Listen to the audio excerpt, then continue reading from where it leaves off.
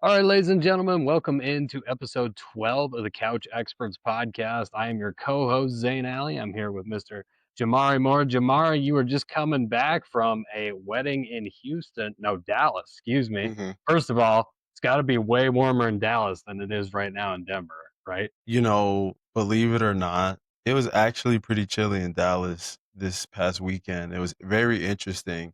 When we got in on Saturday, it was warm. But then after that, Sunday and a little bit of Monday, it was a lot colder than I was expecting. So that was pretty interesting. But overall, it was a pretty good trip, though. But yeah, man, the weather surprised us. I think that was the biggest surprise. And it was an outdoor wedding. So you were in the shade.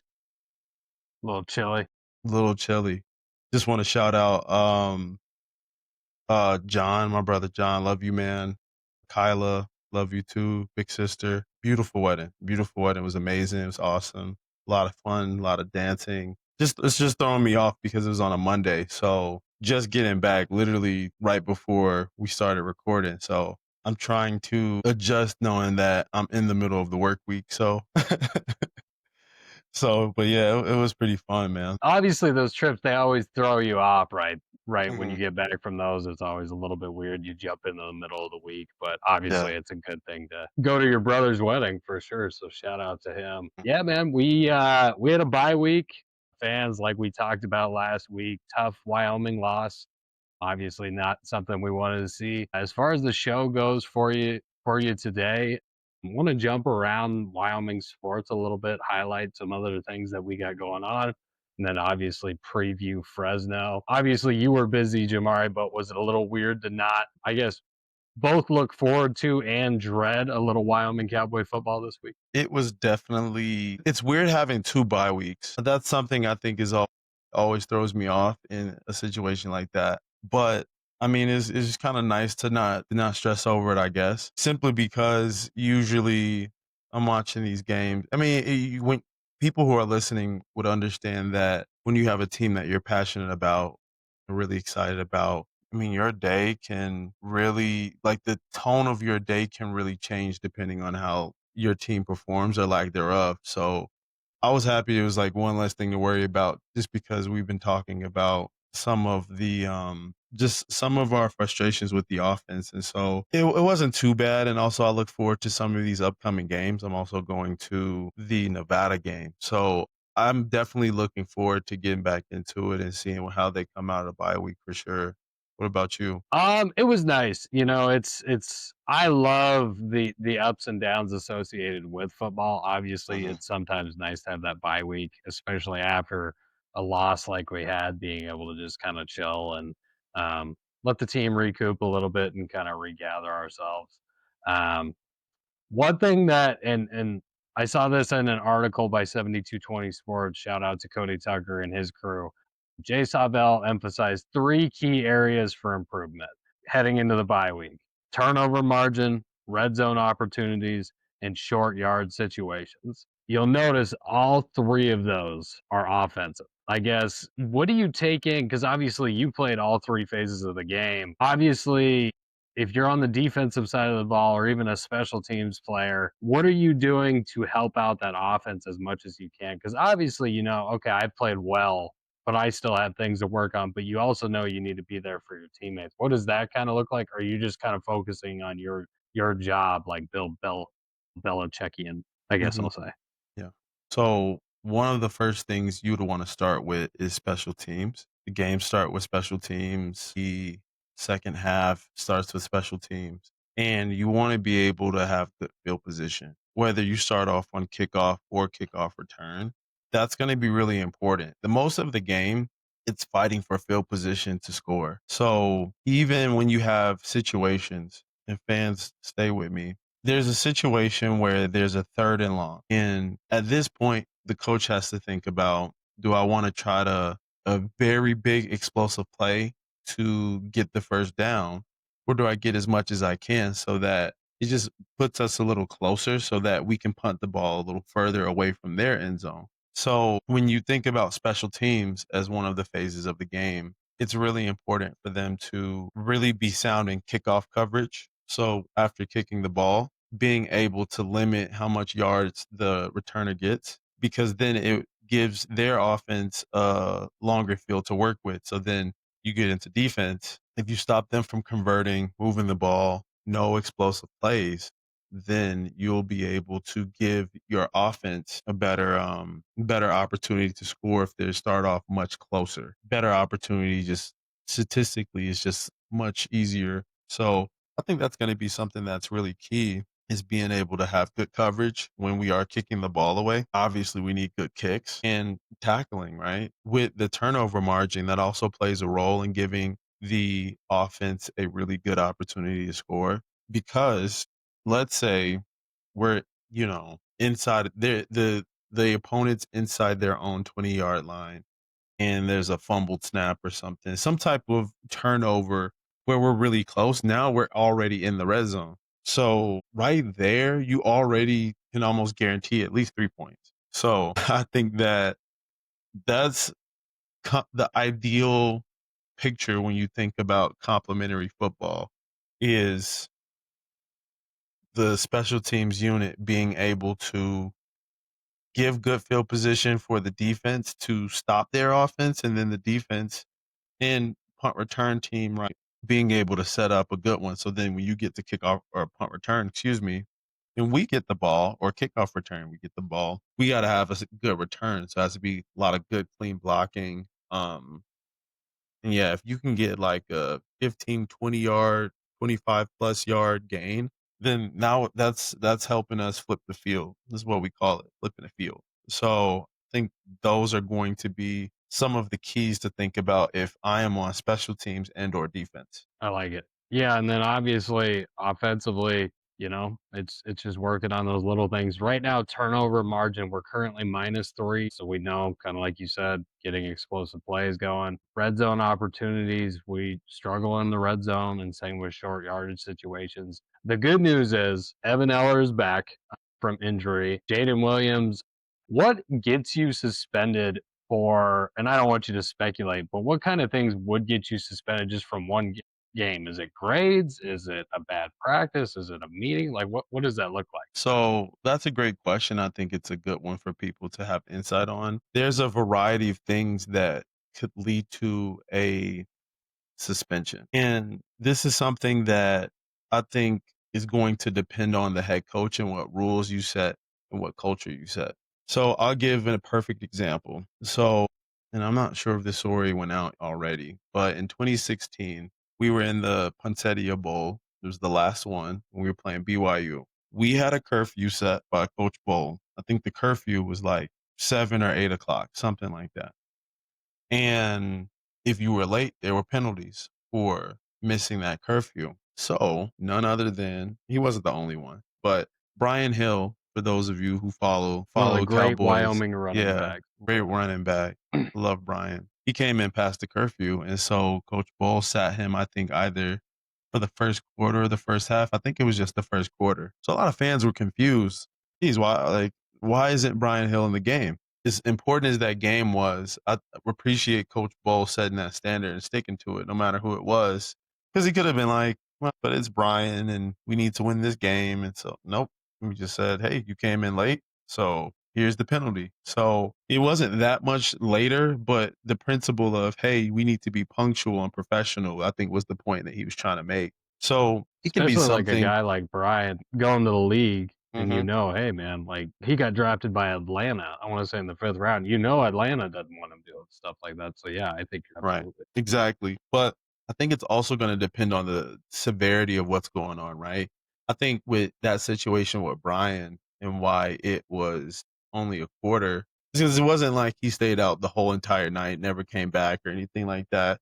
I think he missed it by a very small margin, but the rules are the rules, right? In this situation, with Jayden, I mean, it can be a variety of things from like something that happened in practice, right? Maybe a fight, in practice that had you suspended, or it was interaction you had with a coach. It's usually going to be something behavioral, but maybe less from the legal side of things, but it's not limited to non-legal related things. And so it just going to depends on the standard that is set by the coach. And then basically them choosing to suspend how they see fit and what is fair, what they see is equitable for. Yeah. And again, we're not speculating. We don't know what obviously Jayden had. It might have been a lot. My guess is one game it wasn't much, but it was something paramount to the success of the team, right? Even if you're a few minutes late, being able to hold that tone and stuff like that. Especially when you're I don't know. Do you think it matters if you're winning a lot of games? Obviously the Poinsettia Bowl, 2016, that was a great year. Obviously No, it shouldn't matter. Winning shouldn't factor in. It's no, probably a it little bit shouldn't harder. matter.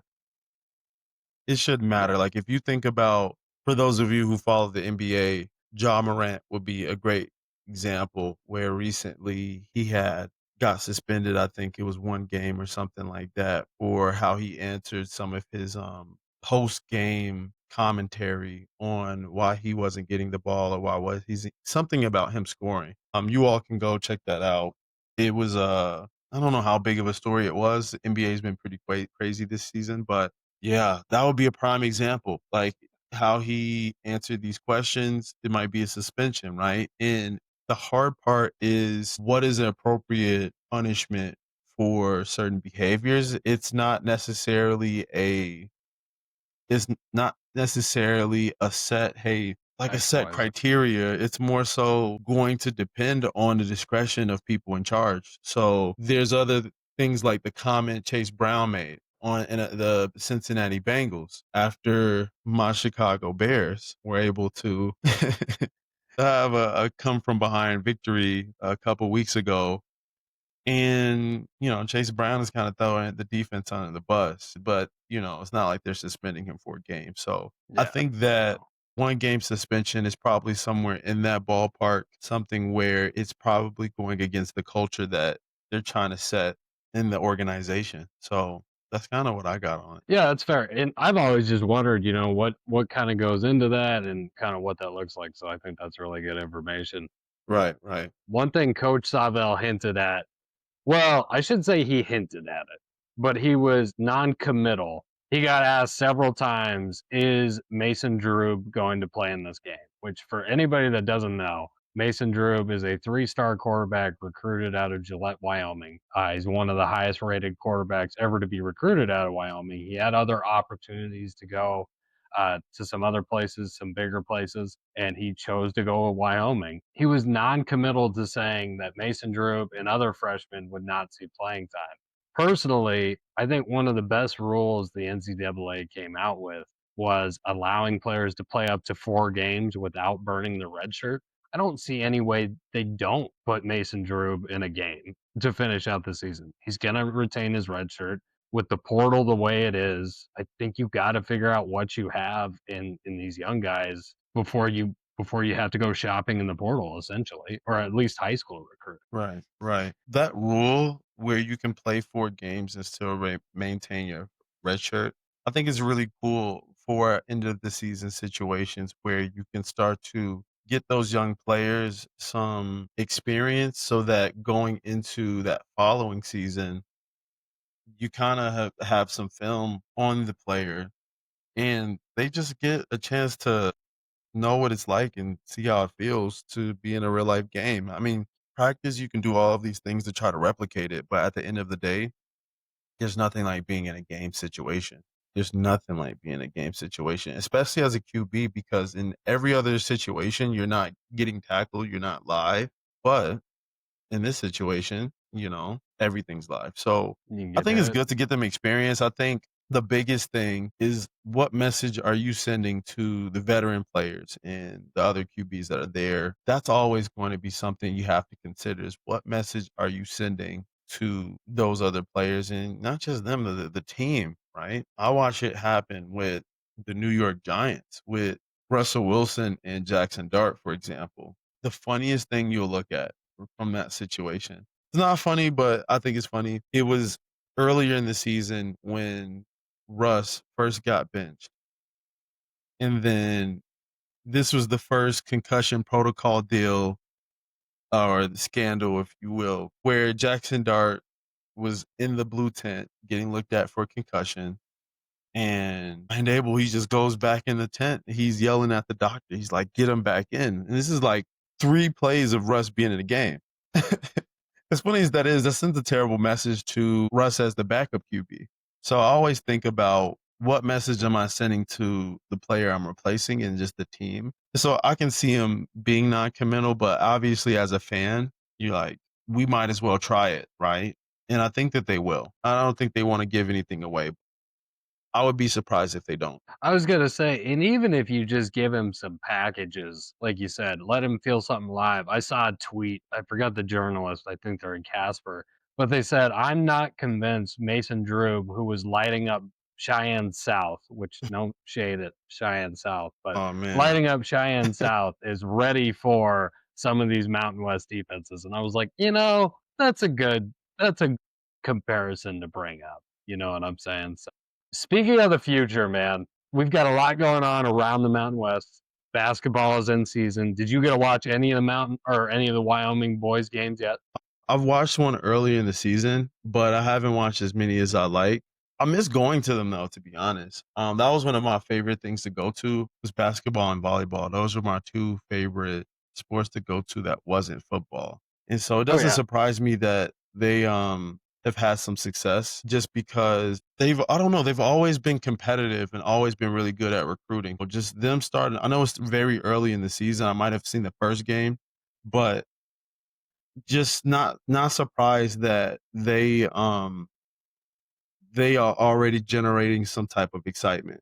I was gonna say, so right now they're 2-0. Mhm. Offense is doing well. They scored 99 in their first game, 92 in their second game. So it's the best offense I've seen in a while. A lot. We did have our freshman. His name is Naz Meyer. He got Mountain West Freshman of the Week, averaged 18 and a Yeah. half points per game, 5.5 rebounds per game, and 3 assists. I love the way he plays.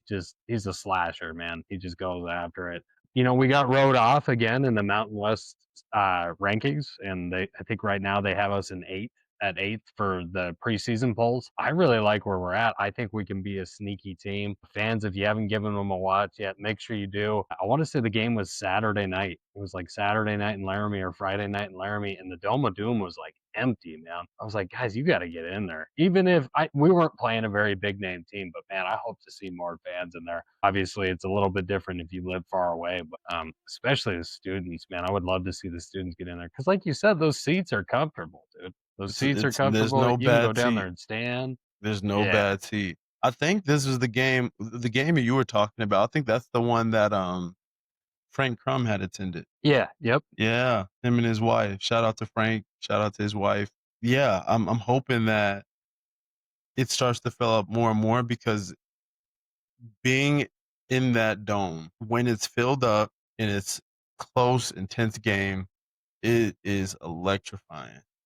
Oh, it's fun. And it's honestly like I don't think people understand the legacy of Wyoming basketball either. Like I love talking to people about Kenny Saylor, Creator of the jump shot, man. Very few creator people of the know that. jump shot. You know, old story. I forgot where he's originally from, but the story goes for those of you who don't know who Kenny Sailors is. There's usually a big statue of Kenny when you walk into the arena. It's like a Hmm. massive statue of him. And apparently, I don't know if it was one brother or two brothers, but he had a sibling or two where he played basketball with on their farm. And he was shorter than them. And he's like, Yep. man, I can't shoot over them. So I'm just going to jump while I'm shooting. And Yep. just to think about people's reaction to it, they're like, what did he just do? Oh yeah, they were flabbergasted, dude. They're like, is this legal? They always talk about if you dropped any kid, take an average high school kid from today, give him a basketball and drop him in the 1940s and just Oh watch him my cook. God. They always say that. They're like, that kid, they would be like, what is happening? Witchcraft. I just, Yeah. yeah, I think basketball is not underrated in Wyoming, but I think in the Mountain West in general, and just, I feel like Wyoming produces a lot of good talent and good athletes. No, I agree. And I think, we've had I don't want to talk bad on any of our coaches, but like our coach that just left for Texas Tech, I'm blanking on his name. He was an amazing basketball mind. The dude couldn't recruit, right? Yeah. And then Alan Edwards before him, that guy could recruit, but you could kind of tell the basketball mind wasn't quite as. So we keep getting this kind of in between. Mm. I think Sundance Wicks can be the best of both worlds. He's out of Gillette, born and raised. He's local guy, and he just brings a lot of energy. So he's super Right, right. exciting. Mhm. Um, let's talk about this Cowgirl volleyball team. I got to give a shout out to Cade McMillan. He's a guy I graduated with. Shout out to him. Or actually, I think he was younger than me. I can't remember. I'm getting old. But he was around the volleyball team a lot. He did photography for him and did all sorts of stuff. He was telling me, "Hey, this team is really good, actually by Mountain West standards, and that their young players are playing at a really high level." And so when you look at them, we have Sarah Holcomb. She's second in the Mountain West in hitting percentage, 14th nationally. Skylar Erickson, fifth in the Mountain West in digs and sets. And then Paige, I'm going to butcher her name, Lauterwasser. She's got 254 kills. That leads the Mountain West. So this volleyball team, shout out to them. They're wrapping up their season this week. They're on the road, but hopefully they can make a little bit of noise in the Mountain West Conference, and hopefully see them make a splash. Got to watch any Wyoming Cowgirl volleyball recently? No, I haven't got a chance to watch it actually. That's the one that I want to be able to go back and look at some games, or even being able to catch some when I go back to Wyoming because I'm making a couple trips up there. I want to also shout out Cade. Cade is amazing. I haven't heard from him in a very long time, but Cade is probably one of the nicest human beings I've ever met. He's one of the nicest people I ever met. Cade, if you were listening, man, I hope you're doing well. It's good that you're. It sounds like things are going well for you. And yeah, Cade's awesome. I'm happy you brought him up because he's a really good dude, and people around when Yeah, we were there, they would all say the same thing. 1000%. But yeah, no. So obviously we're over 500. This is the one where I'm like, yeah, I need to go back and watch a little bit more. Keep up. I usually keep up with like some of the rankings in the Mountain West, or just looking at specific players. So Skylar's one that came up for me that I've seen a lot, and then also Paige. Hmm. So I haven't got a chance to watch as much as I like, but it's Oh, something I'm that right I'm there with you. always checking for and making sure that they're having some success, because I feel like as long as I've been keeping up, they've always been somewhat competitive. Yeah, I think so too. I think, like all my years that I was there, well, all 4 years that I was there, like you said, I think they were always in the conversation for a Mountain West title. I don't know if they ever won one, but I knew they were always good, right? I Mhm. worked a ton of the volleyball games, and we were always competitive. So, and then Cowgirl basketball, man. We're 1-1. I did get to watch them play Long Beach State. They did open up the season with a loss to St. Mary's. But no, cowgirl basketball, that was my favorite event to work. And it was one of the reason I actually started coaching girls basketball as opposed to boys basketball when I was coaching at East, was because I love men's hoops. Don't get me wrong. I love to see what they can do physically, but there's just a beauty to girls basketball, and especially how the Wyoming Cowgirls play, that I always loved. Mhm. But yeah, obviously we don't love the loss. I'm sure they don't either, but I know this cowgirl basketball team, Heather Ezel and Natalie and a couple of the other coaches that have been there for a long time. They're gonna build a they're gonna build a good culture there. I'm excited about this Wyoming Cowgirl team. I know they play, I want to say, in an hour from your time, if I'm not mistaken. I think they play here pretty soon. I might have to turn them on. Yeah, we're gonna have to check it out. Think back to, I believe it was 2020 or 2021, where they had won the conference championship. I knew most of the girls on the team. Hmm. Some that I want to shout out: Jay Johnson. Shout out to her. Jay Mayfield now. Jay Mayfield, congratulations to her and Tyree, by the way. I think about Alba. I think about Taylor Rusk when she was there. Taylor's awesome. Taylor Um, and Natalie. Yep. Natalie's it's a lot. coaching there now.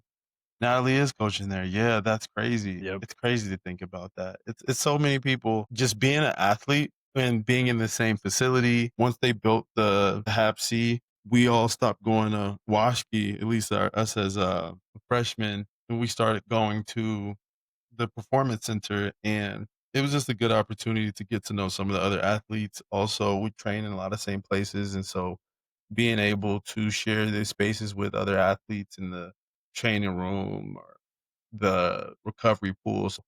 I'm very grateful that I got a chance to just be around some of these athletes, because I mean, they're going off to do some crazy stuff post college, which we'll get into later. But yeah, so I just feel pretty grateful to like be around them and call some of these people my peers. Absolutely. Then wrestling, man. Still 1-0. They are heading to Tulsa, Oklahoma for some duels this weekend.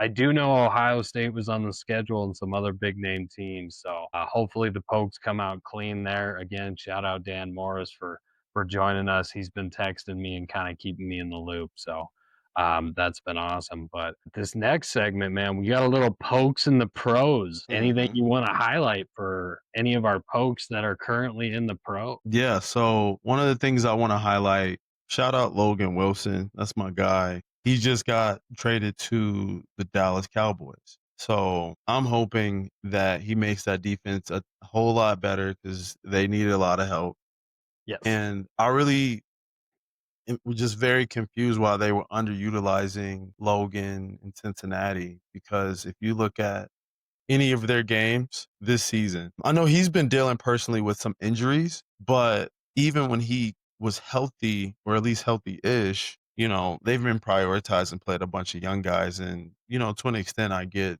getting some young guys some experience, but y'all cut on the tape. I mean, a lot of people have watched him in college and watched him in the pros as well, and he's again, I might be biased, but he's easily one of the best linebackers in the league.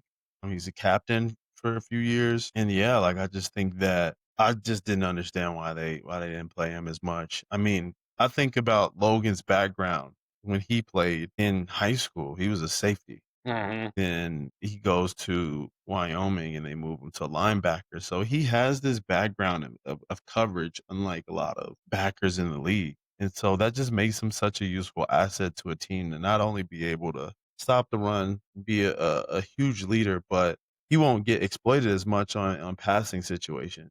So yeah, I don't know. I'm happy for him though that he gets an opportunity to play on Dallas. He'll go up against a really good offense in practice whenever he's not going against scout. And yeah, I hope he makes Matt Eberflus look a whole lot better because just being a Bears fan, he left a pretty bad taste in my mouth. So I'm hoping the hits principle is what Matt Eberflus calls it. I hope that Logan's able to thrive in that system. Cowboys got some really good pieces in that. I mean, excuse me, the trade deadline. So that's something with him. I don't know. Have you seen any of that stuff with Logan, or you kept up with that? I have. So, Power Football Focus, it wasn't so much Logan was having a bad year. He did drop a little bit according to Power Football Focus after a knee injury, but it was more those rookies behind him were playing good. Mhm. And I think that's just one of those deals you draft guys and they wind up being better than you think.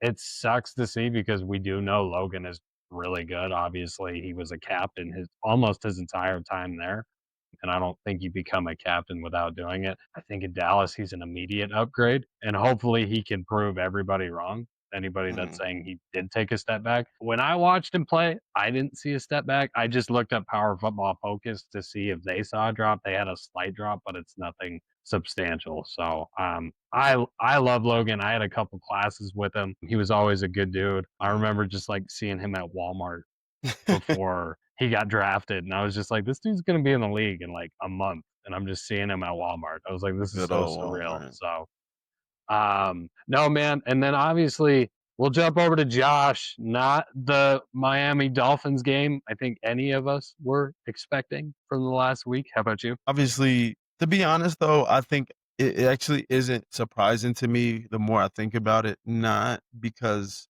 I felt like the Bills were gonna drop the game, but the announcers before the game said that Josh's record against Miami was, like, something crazy, like It was 13 and lights 2. out. Yeah, Yeah, you know what I'm saying? And yeah. so, when you are constantly losing to the same team over and over again, and this is me as a Bears fan, when think about somebody like the Packers, when they come back up on your schedule, people come up like, "Hey, we're tired of losing to this team." So it's the NFL and people can win at any given moment. We've seen with the Chiefs, them drop a bunch of games, but then late in the season, they play well and they find a way to get to the Super Bowl. So I'm not necessarily worried about the Bills, but man, I just think that Miami probably said, hey, we have to get one of these games against the Bills because we can't keep losing to them. His record is, I'll have to go back and check, but it was either 12 or 13 and 2. He hasn't So lost much. he's No. not lost much to Miami Dolphins, and I think at some point you gotta get tired of somebody picking on you. Oh, yeah.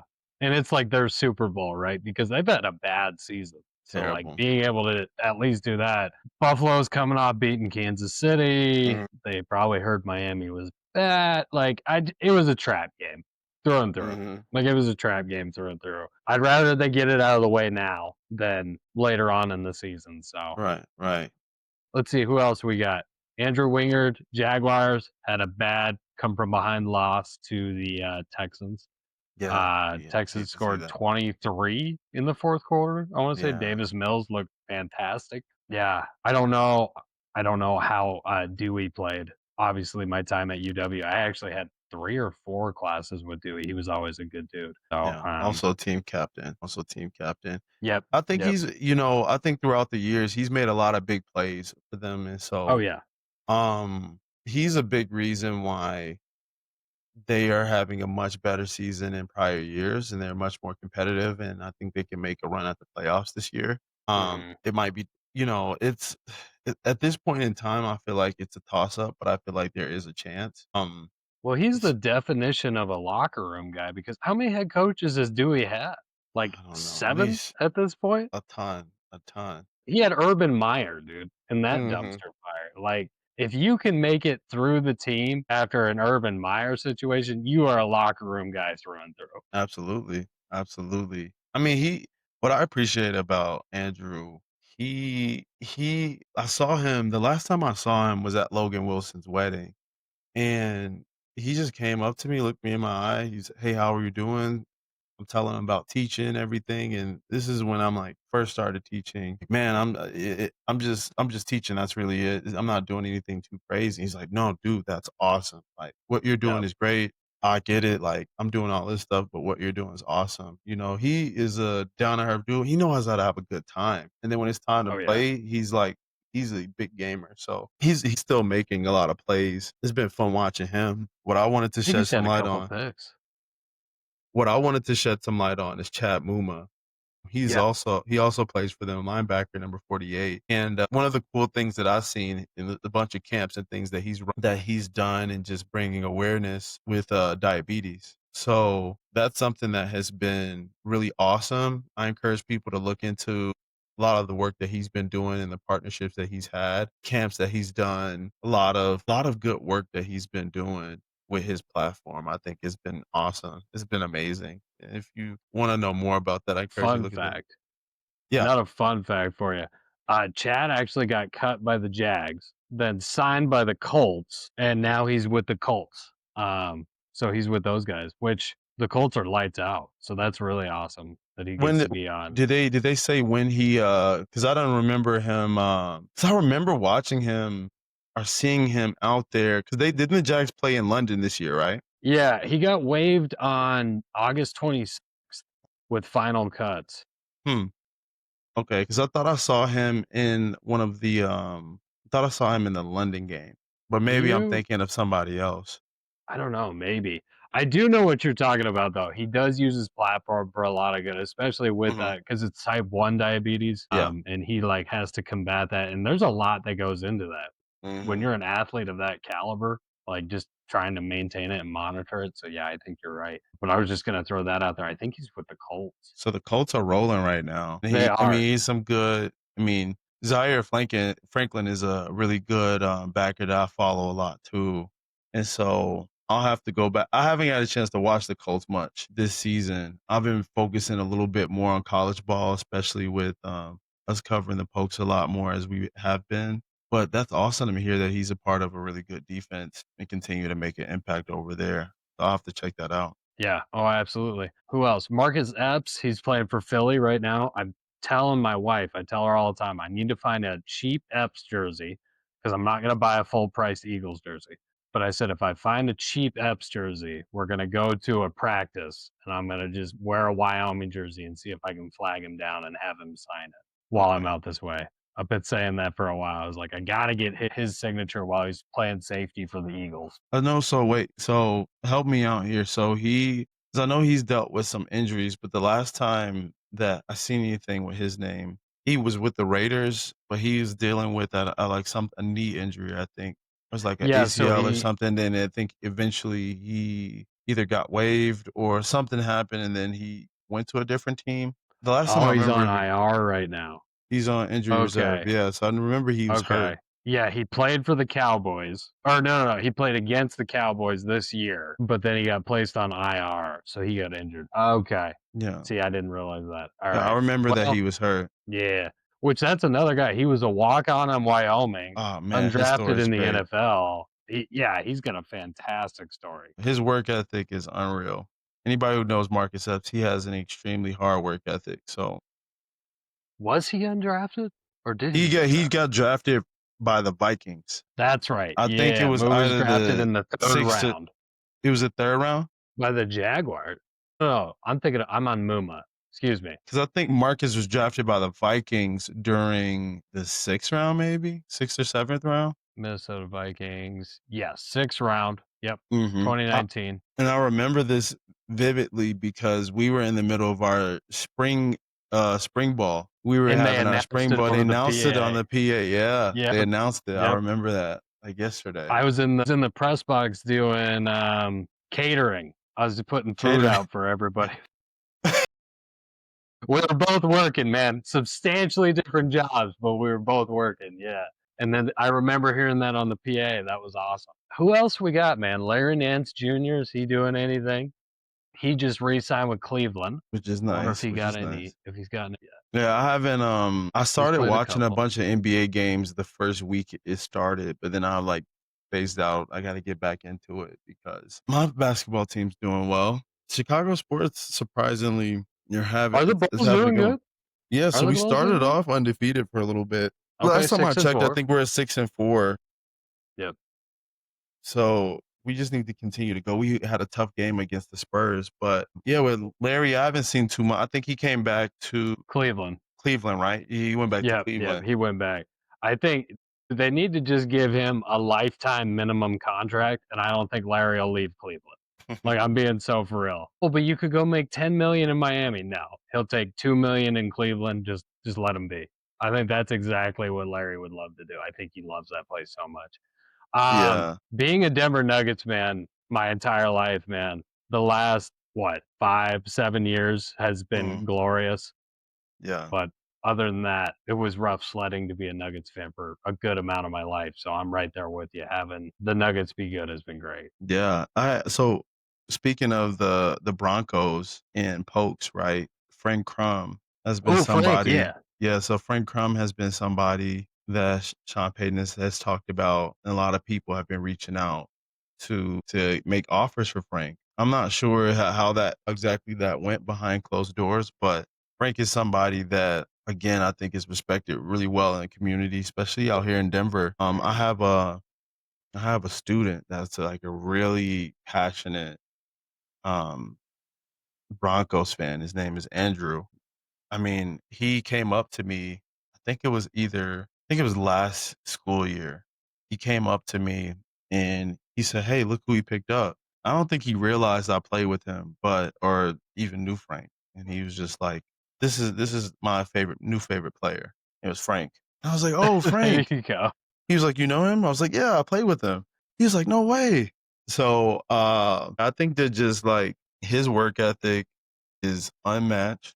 He works extremely hard and he's somebody that I would be looking out for as well because he's still early in his career Hmm. and he's a extremely athletic tackle. So, Oh, that's you something. remember him at the combine, dude? That was Oh man, legendary. The blonde nasty. flowing mullet. Mhm. Yeah, that's insane. Another person that I want to shout out to, somebody that has been having a good career so far, is Carl Granderson with the New Orleans Saints. He's somebody that's making significant highlights every single year. Right now, he's at like 24 total tackles, I believe. I think he has like 4 sacks. In 2023, he had about 8 sacks that season. Um, a very active and engaged player for sure, um, for them. I know they haven't had the best season They need to figure out the quarterback situation and whatnot. But Mhm. Carl Granderson is somebody else to look out for. He's been He's been a cornerstone of that D he's line been one of for the a best player. long Yeah. time. Yeah. He's really been putting it together pretty nicely. And so I'm interested to see how they finish the season just because it's been hard for the Saints as well. Oh, yeah. No, he's doing good. He's got 276 total tackles in his time at New Orleans. I mean, he's been a big part of Mhm. that for a while. Hopefully, we're not missing anybody else. I know there's some older guys that were before us, um, which is hard to believe because now it seems like our age group is becoming like they called Logan Wilson a veteran linebacker, and I was like, But yeah. "Is he 29? Like, what are Mhm. you talking about?" Yeah, he's But one of the vets. in NFL age, man, yeah, absolutely. We'll make sure we cover some more next week, but Yeah. I wanted to pick your brain a little bit about this upcoming game against Fresno State. Just kind of what are some of your overall thoughts going into it, and what do you know about Fresno State just this season? Okay. Um, so as I was doing the show sheet or the stat sheet for today's show sheet, it's kinda scared me how similar Fresno is to Wyoming. If you look at scoring defense, they're 3rd, we're 2nd in the Mountain West, so both have good defenses. Points per game, they're 8th, we're 10th. They have 26 points per game, we have 19, so there is a touchdown difference there between us. Passing offense, they can't pass the ball. We can't really I mean, we can pass the ball. We're 7th, they're 8th. Rushing defense, they are 3rd and we're 8th. So we see small differences here and there. They have a 0 in the turnover margin. We're -3. It's going to be kind of interesting. They're not very good at converting in the red zone. We're not very good at converting in the red zone. So I don't know. It's kind of like the Spider-Man meme where you have the two guys just pointing at each other right now. That's Yeah. how I feel about Fresno State, Wyoming. I don't know what to expect from this game. I really don't. Do you have any insight, anything like that? I think that the stat that comes out and something that sticks out to me is the turnover margin. I think that that makes a huge difference in the game, and they're breaking even. So they might turn the ball over, but they'll get turnovers, and we aren't breaking even. We gotta break even. We gotta break even. And so I think if we were able to protect the ball, it'll probably just be really close. And obviously, if we're able to stop the run, then we should be able to win a game. Stopping the run and being able to protect the football. It'd be even better if we could create turnovers, which I know we can, but it's more so not turning the ball over. It's going to be really important. I was gonna Probably a say, low scoring game. Probably a low scoring game. that's the hope, right? The hope is that we don't turn the ball over and that we do have a ground and pound game and it is low scoring. Because right now Hmm. we just turn the ball over and we allow them to stack points on us, or at least that's what happened last week. Hmm. What do you think, man? Do you think a lot of rookies, a lot of freshmen get a lot of reps here, or do you think we kinda stick with the old guard? Is it a mix? What are you kinda expecting in that I think maybe we introduce some packages and get creative, right? I think it'd be an opportunity to get more guys involved, being able to spread the ball around a little bit, like we talked about earlier in the season. I think it's also going to be really important, right, for the offense to make sure that they are being creative, specifically creative in how they create opportunities for the run game, for the pass game. They can't abandon these aspects of the game, but they have to figure out ways to get people involved that also keeps the defense on their toes. And coming from a bye week gives you the opportunity to do that. They have the opportunity to add a couple wrinkles, right? There was a play. If you all notice in NFL, there's a lot more creative plays that are happening out there. There was one play, again, shameless plug to my Chicago Bears and Ben Johnson.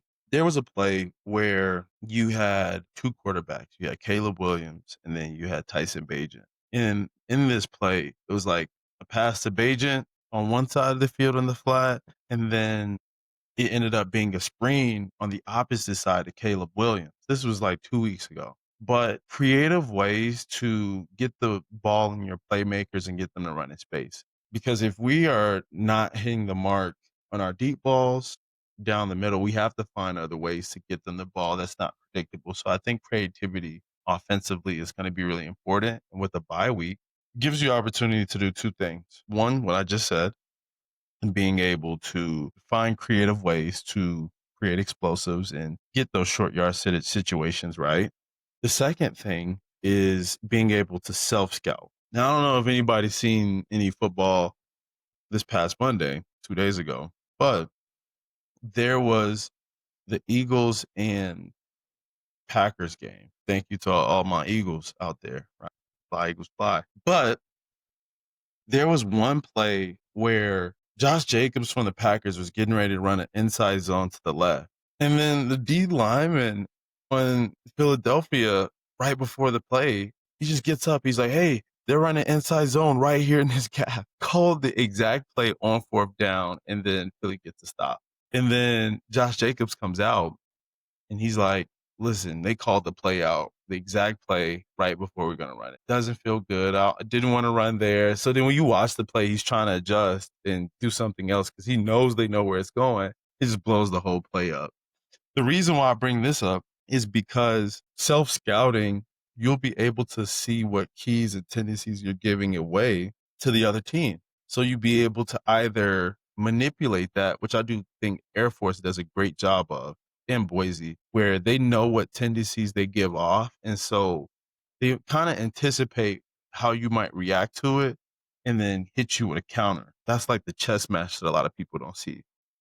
Hopefully we're able to identify a lot of things that we do and tendencies that we have and then create a creative play or make something look like what we normally do and then do something different. That's the hope coming out of bye week, especially this late in the season. I think it's a really good thing to have it this late in the season because you can do stuff like that. You have more film to work off of and guys can get healthy, as we talked about before. Love it. I love it, man. Fill this out for me. If Wyoming wins, it'll be because of blank. If Wyoming loses, it'll be because of blank. If Wyoming wins, it will be because we protected the ball. We gotta make sure that we're not adding to our negative turnover margin. And just again, we talked about earlier playing complementary football. That doesn't help the defense and it doesn't help the offense in long term as well. So because then you got to play catch up and then it's putting you in more predictable pass situations. And so I think if we win, it's because we didn't turn the ball over or we won the turnover margin, put it that way. Love If that. we lose, it will be now the easiest thing to do is to say because we turned the ball over. But if I was to give a different reason why we would lose, I think it's because we aren't able to stop the run. When you're not able to stop the run, all hell breaks loose because now you have everybody on defense super concerned about the run. You're now calling personnel where it's just designed to cover the run, and next thing you know, they're throwing it over your head. So if we stop the run, we'll be fine. If we can't stop the run, that's a lot of problems because then it just gives them more opportunity to pass when you're not expecting it, or you just don't have the right personnel on the field. Yeah, makes sense. Makes absolute sense. All right, Jahmari, before we get out of here, do you have a couch question of the week for us, by the way? Not offhand, not this week, Not not this offhand. week. Fans, we'll get you one. Well, actually, this is a really random couch question of the week. Let me throw it at you. Tom Brady just cloned his dog, a dog that he had. So, obviously the goal was to just have another, basically have the same dog over again. Oh Is this boy. something you would ever even consider doing? Now, before I come off judgmental, I want to acknowledge that when I had this conversation with people, surprisingly enough, there were a lot of people who, at least surprising to me, that said, you know what, I would do something like this. I mean, I don't have any pets. Well, that's a lie. I'm a dad to a cat now named Pearl. I love Pearl. Shout out Pearl. But would I clone Pearl? I don't think I would. Not because I don't love Pearl, but I just want Pearl to be Pearl and then get something new if I want something new. Right? I think that's just the idea of it just being natural that way. Um, and I think you have to have a certain amount of money to do something like that. I didn't even know that was possible. So the fact that this is like, They're getting to that just point. casually like, hey, I cloned my dog. If I put my tinfoil hat on, I'm like, what else are they cloning out there? Yeah, you're getting into a weird area now. you're getting into a weird area. So What about you? I don't think I would. I think kind of like you said, like I don't get me wrong, I've loved all of my dogs, but like unless they come out exactly personality wise like that, like my dog, it's just not going to be the same. And even if they do, you kind of know, hey, that's not really my dog, right? Like my childhood dog, her name was Rosie, greatest dog ever. Or another childhood dog was Maisie. We had a lot of Z's. I would just know deep down that dog's not really Rosie or Maisie or whoever. And so I don't think I would ever do it. I Do just you don't think I could wrap my head around. do you think let answer this question for me and then we'll get out of here. Do you think Savannah would want you to clone her? God, I hope not. I wouldn't do it. I She's go- wouldn't do it. How about you? Would you clone Sally? no, no. It would feel so Yeah, wrong. yeah. I was gonna say I understand the principle behind it, but no, I'd be like, No. I can't. It would be so yeah. Be so odd. Really quick, the other thing I want to ask you, Clay Thompson got in a little bit of trouble because he was late to pick up Megan the Stallion at that's his girlfriend at the Yeah. airport. If you are worth over, let's say if your figures are in the seven figures anyway, Yeah. are you picking up your girl? Is that bare minimum or is that princess treatment? We'll go with the TikTok lingo. Okay. So I want to get this right. He got in trouble for not picking her up. He picked her up late. Pick her up late. But my whole deal is like, why didn't you call like an Uber Black or what? You got the money. You know what I'm saying? Like that's just kind of my mentality. So Who I'm was wondering mad at if him though? Was it Meg I or think was his it girl Fan? was mad at him. I think his girl. Well, I think that I understand both sides of it. I think that the principle of, hey, I want you to pick me up, Yeah, but I think that's something that means something. In the same breath, they're both busy. I think there should be probably be some understanding, but it depends on what they were late for. Do you know what they were going? Was it like a date? I think she was just going to their house. I mean, if that happens, it's just, hey, I'm running late. And then, Yeah, yeah, I don't think it's yeah, like something to be up in arms about if it's just like, hey, I'm just going home, yeah. especially if they can afford to, yeah, I don't know their financial situation, but I would imagine that they'd be able to, like you said, call an Uber or something. Well, Clay Thompson and Megan Thee Stallion, they got to be worth a couple hundred million between the two of them. So I'd Yeah, be like, just call an Uber. I'll see you at the house. that's I don't know. hilarious. That'd be me. But anyway, guys, we are so grateful for you hanging out with us. Jahmari, you got anything else left for us? For those of you who are listening that are in Laramie. So myself, Elijah Halliburton, his wife, my partner Sally will all be at the Nevada game. So come say what's up. Come say hello to us if you are around or in that area. We're there for the game to close out the season, I believe, and also to see Josh retire his jerseys. A bunch of us is going to be there. Cooper Roth's going to be there for sure. I think maybe Aiden Eberhard. Uh, I think John O'Qually, legendary receiver, is coming back too. This is a bunch of guys that's going to be there. So if you all are in that area, feel free to say hello, say what's up. If you got a couch question or anything you want to talk about the pod, please let me know. I Until love then, I that. want y'all to take care. Yeah, guys, we appreciate you so much. Please give us some couch questions. Follow us on social media. Do all the things. We would love to chat with you. We thank you so much for hanging out with us. And yeah, go Pokes. Go Pokes.